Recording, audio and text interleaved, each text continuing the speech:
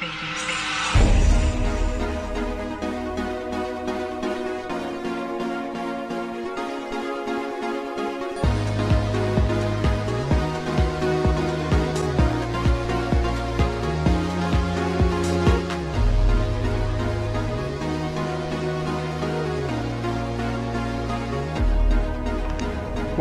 to the Liberace Mansion.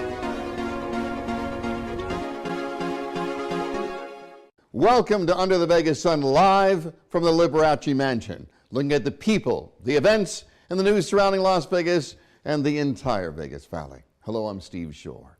It's all about Las Vegas. Las Vegas is an amazing city. I've been here 40 years, and I know the ins and outs, the great and the not so great of Las Vegas. One of the things that I do know is that Las Vegas is home to some amazing people.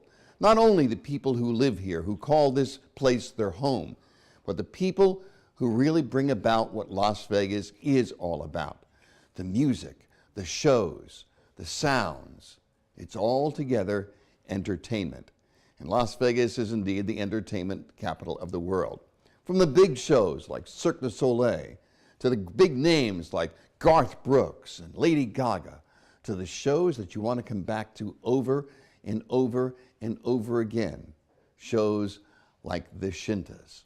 On our program today, you'll meet the man who is the really star of the Shinta show. He has been in this town for 17 years, but he is a true showman of Las Vegas. In a moment, you'll meet Frankie Shinta and talk about how being in this home, Liberace Mansion, means so much to him. We'll be right back. Stay with us. Hello, this is Keith Evans at the Lion Habitat Ranch. We'd like you to come out and visit our ranch. There's 38 lions, a giraffe that paints, ostriches, emus, and birds. We do school tours, general admission, Friday, Saturday, Sunday, Monday, and behind-the-scenes tours every day of the week. Besides coming in as general admission, you can also pay extra to help our animals, and you can feed the giraffe. You can feed one of the lions, or you can have Ozzy paint a custom canvas for you. You can also buy Ozzy paintings in the gift shop. While we do our demonstrations at 12 and 2 of Ozzy painting, all those canvases are available for purchase. In addition to everything you can do here in person, you can find us on the website, lionhabitatanranch.org, where you can make your reservations online or buy your paintings online. Thank you very much. Please come. Hey, it's Mark Chinook from Monday's Dark, and you are watching Under the Vegas Sun with Steve Shore. This is a very interesting part of the Liberace Mansion. It is the bar that Lee built that was so much a part of him, the etchings, all the things that are here, and it led to his amazing dining room where he had so many very, very special dinner parties. Lee was an individual who loved to have dinner parties. And now that we are live from the Liberace Mansion, I thought you'd give you every once in a while a little bit of a tidbit about this amazing place. So here's a real story. This house is just about 15,000 square feet. 15,000 square feet.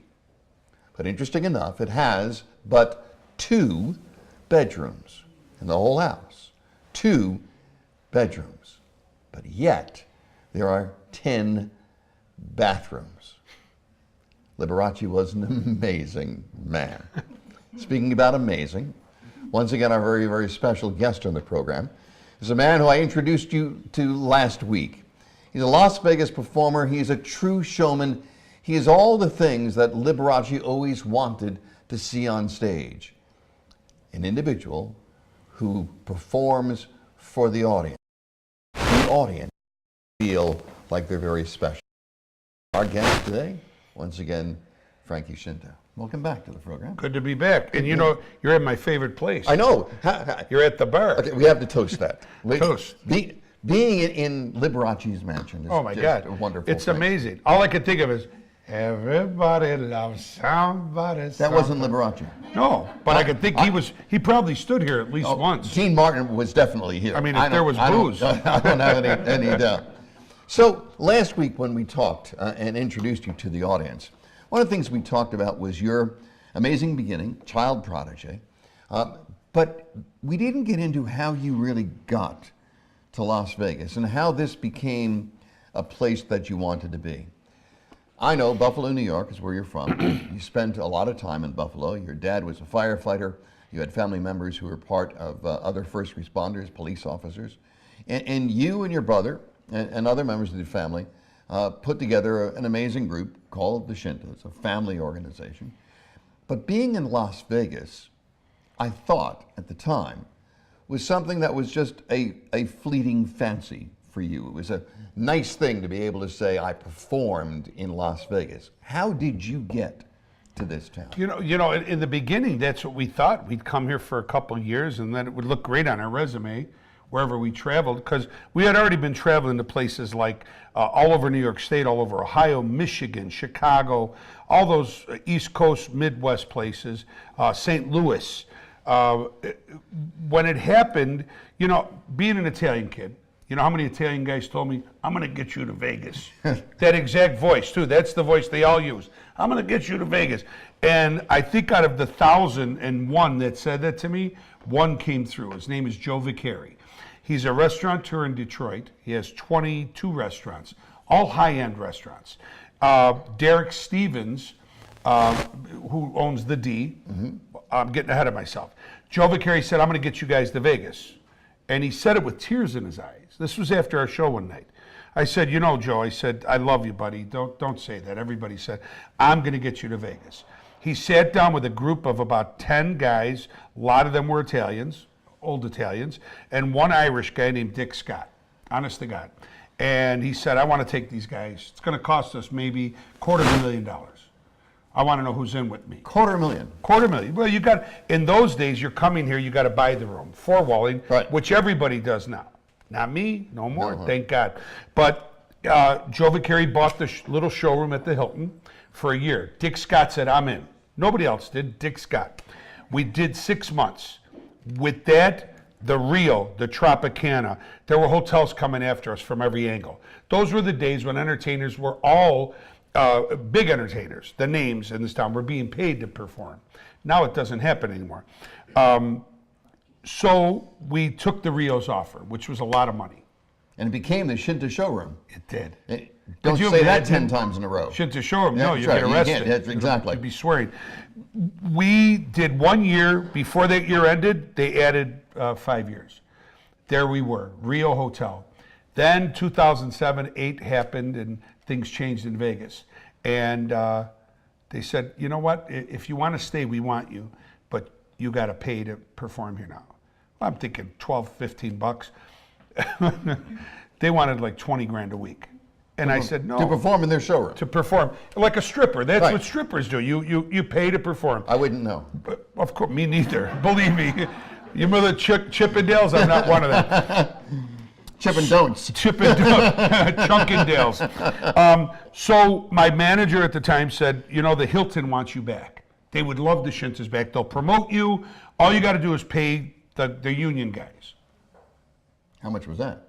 That was only $13,000. Okay. And we didn't even need the union guys because I already had my whole crew. Being the guy I wasn't going to fire my crew. My crew had to stand behind the union guys and tell them what to do. So I was double paid.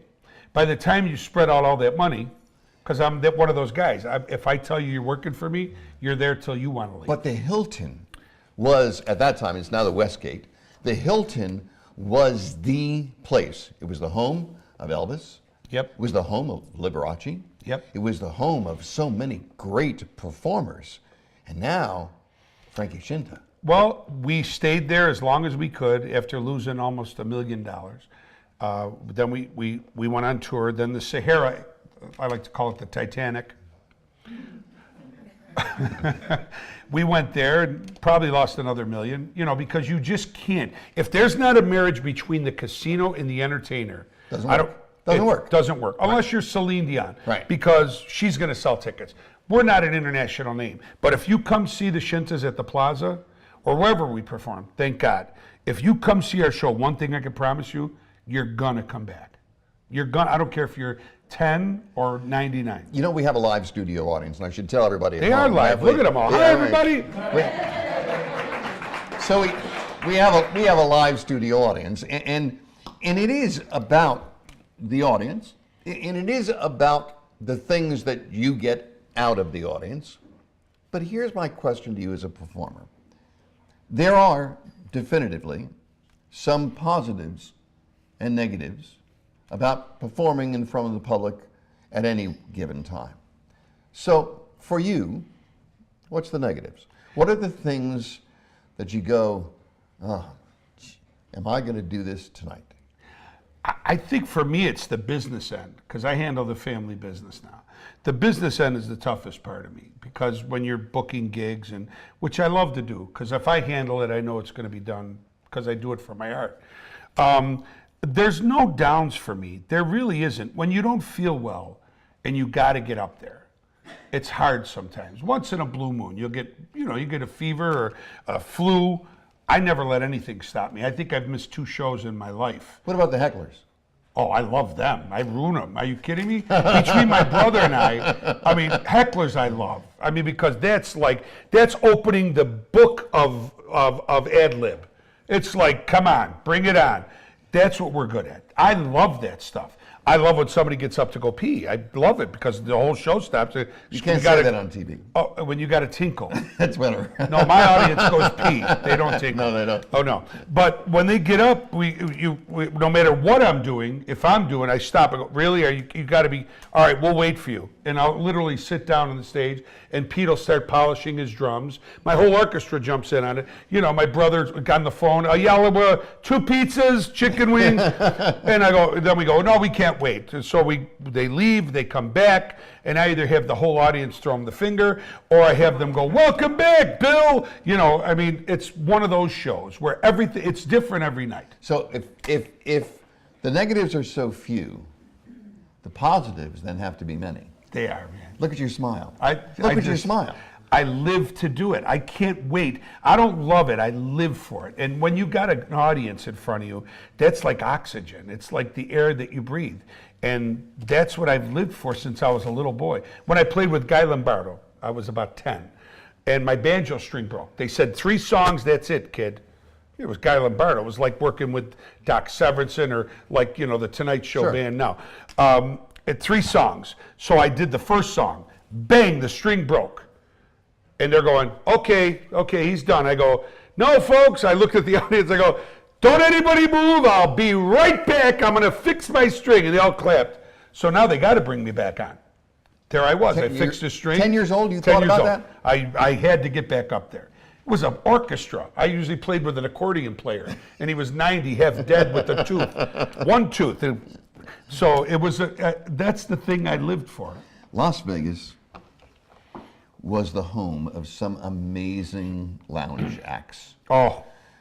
The lounges, names like Sam Butera, Louis Prima, Keely Smith, bring up to date the Bob Andersons of the world, Clint Holmes of the world. This has been a town where the lounges, a lot of people would rather go to the lounges to hear what was going on than they would to go to the big shows. That is now gone. You don't see the lounges that used to be. Do you worry about this town becoming so big that if you're not a headliner, if you're not the big name, then Las Vegas will not be your place? I get phone calls every day from friends that are very gifted and talented. Some have had records, but they don't anymore. And we're going to move to Vegas. And I say, it's not as easy as you think. In the days when there was lounges, I mean, every hotel had a lounge. Every hotel had a lounge. And they would play till 4 a.m. Yep. When the casinos in this town realized how good that was, not just, sure they're spending money, but the revenue was there. When the people came, the people are what make a casino. The people are what make a casino, and it's the performers that make it all together. When we come back. We're coming back? We're coming back. When we come back. I got to go. When we come back. They got better liquor I'm going next to put you door. at the piano again. Again? Again. You did that last week. I know. You're going to do it again. Thank God these are new people. We'll be right back. Stay with us.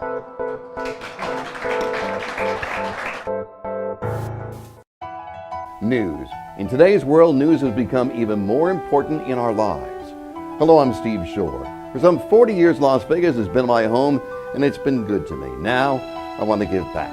That's why I started the Now Report, the independent voice newspaper, fair, balanced, unbiased, online and mobile, and it's free. The time has come for an independent voice because news is important. I'm Fafi Moore of Realty Executives, and you're watching Under the Vegas Sun with Steve Shore. You really can't come into the Liberace Mansion without coming to a piano. In this house, there are numerous pianos. There's one in the bedroom, there's one in the tea room, there's one. You look at it, this town, this house, you're going to see a piano. It's an amazing thing. Having Frankie Shinta now at the piano is even better. Welcome back to our program. Welcome. Great Okay, to be. so- I was at the piano in the bathroom. I know. Great. Played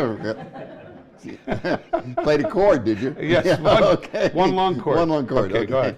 So, it was November 2nd of 1976, or 86, I'm sorry.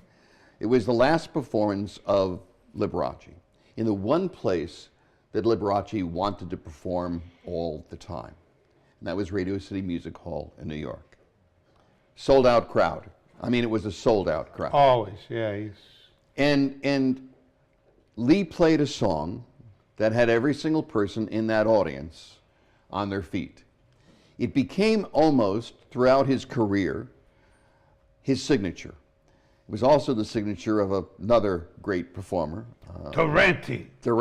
Yes. Yes. And I'll Be Seeing You was the way Lee ended 90% of his shows. Really? I wish I knew it. I have a feeling that you do know it. Hello. And it was his signature. And I can't have you sit in the piano without playing a little bit of I'll Be Seeing You.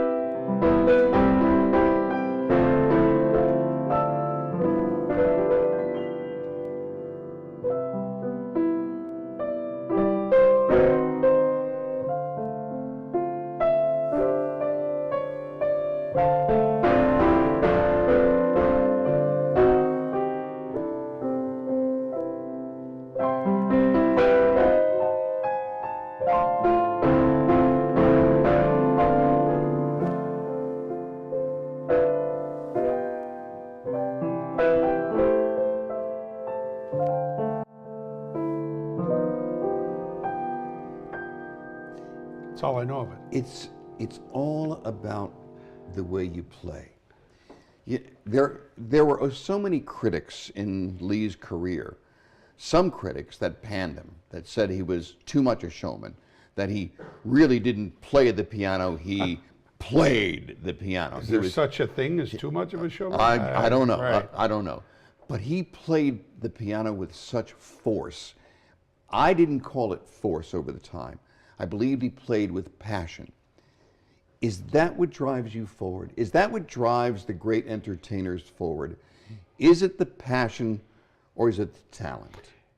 Audiences are the smartest people in the world.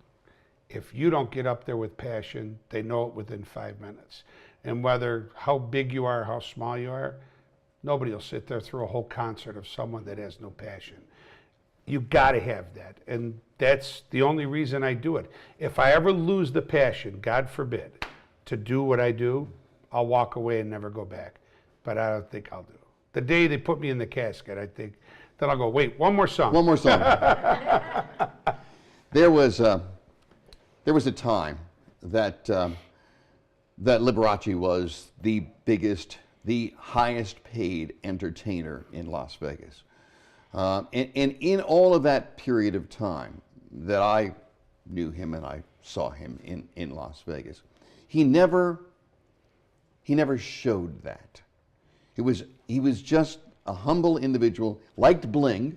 You have to say that. Oh, absolutely. Loved bling. He did. I wish I had some. His ermine coat still to this day that had the 10-foot train Yes. remains a picture in my mind.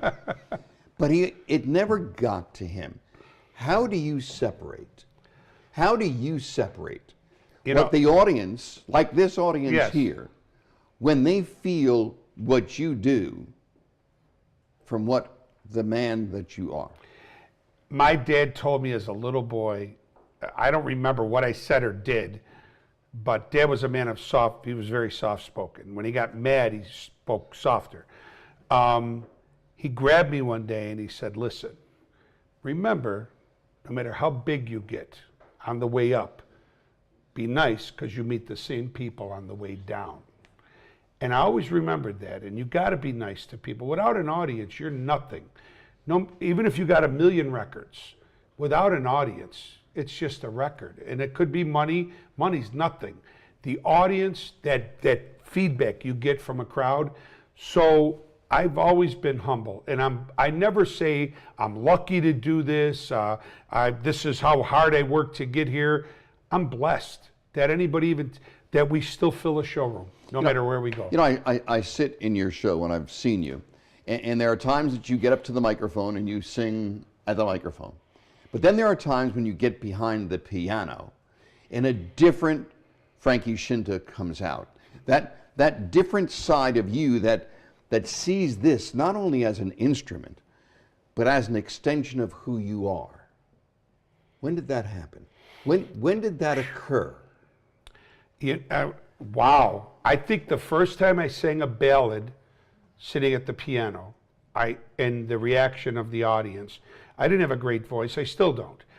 It was the way I sang it, the way I felt the lyrics. Because whenever I sing I won't do a song that I don't feel. I think it was that moment, the reaction from the audience, or to see a tear in somebody that you wouldn't see a tear from, right after you made them laugh. That to me that's when I knew, man, this is what I want to do till I die.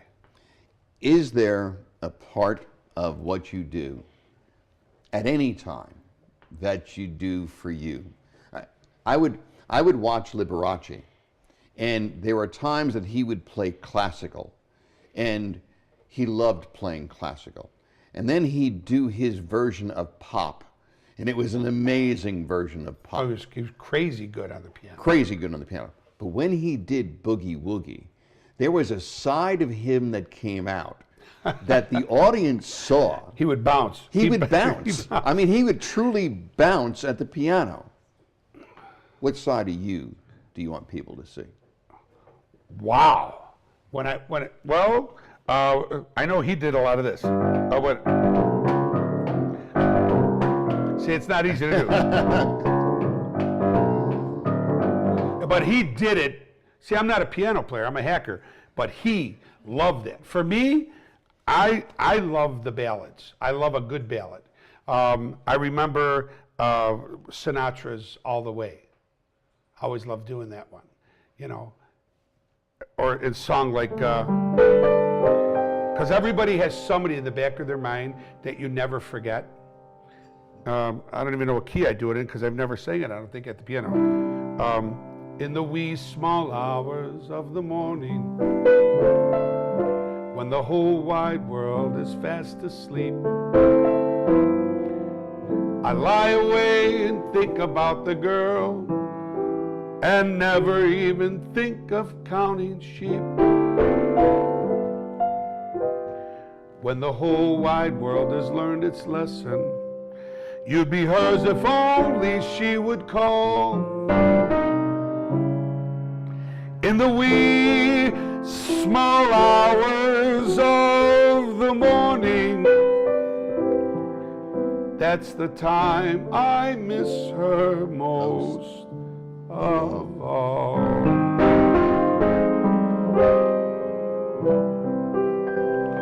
Those are songs I don't get to do ever. Thank you.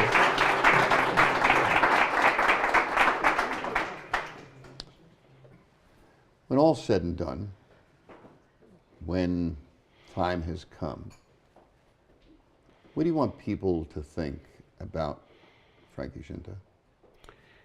That I gave it all every time I went up there. Like it was the first and the last performance. Like, no matter if there were 2 people in the crowd or we've played for 11,000, I'll give the same show. I'll sweat, I'll bleed. I mean, I break keys on the piano. I want them to remember that I loved what I did. I love this country. I think there's the most important things we're all forgetting, no matter who's in the White House or who's out of the White House or who you voted for. The most important things in our life are our faith, whatever that is. Because for every religion, there's a God. And that's the rock we got to stand on. Your family. You can replace anything, anything. Not a mom, a dad, a sister, brother, child, or 4 grandchildren. And this country. We live in the greatest country on the planet. And although it's imperfect, it's the greatest imperfect country on the planet, and I wouldn't live anywhere else. That's what I want people to walk away at my show to know. You are a tribute to your profession. You are a tribute to what Las Vegas is really all about, and that is Thank you, man. Taking care of the audience in an entertaining and amazing way. And like I said in our first show, I couldn't think of a better individual, a better performer to start this brand new season in this amazing Liberace Mansion than you. Thank you. Thank you, my friend. I love you, buddy. Thank you, love you. We'll have some closing words in just a moment. Stay with us.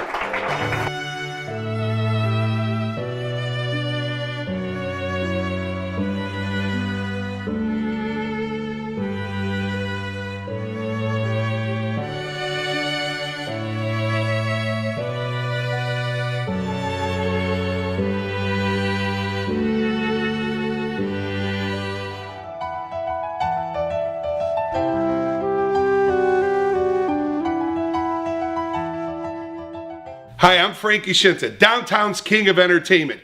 You're watching Under the Vegas Sun with Steve Shore.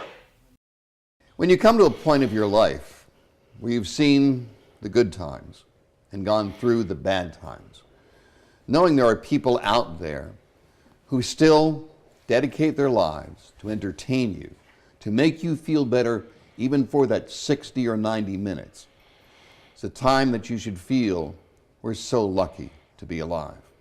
I know people like Frankie Shinta, just that type of individual and that type of performer.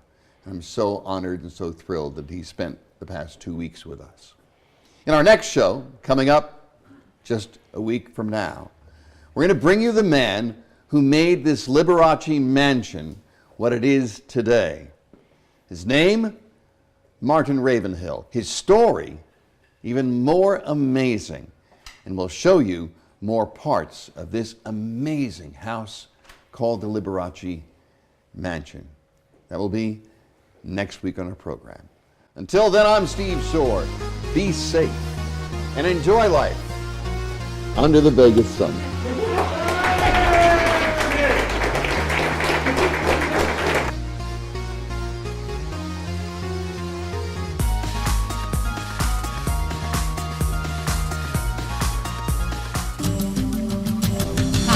I'm Visha Calderon, an immigration attorney. Migrating to the United States legally can be tricky and costly. My firm offers fast, professional, and cost-efficient service for you and your family. This has been a presentation of VATV.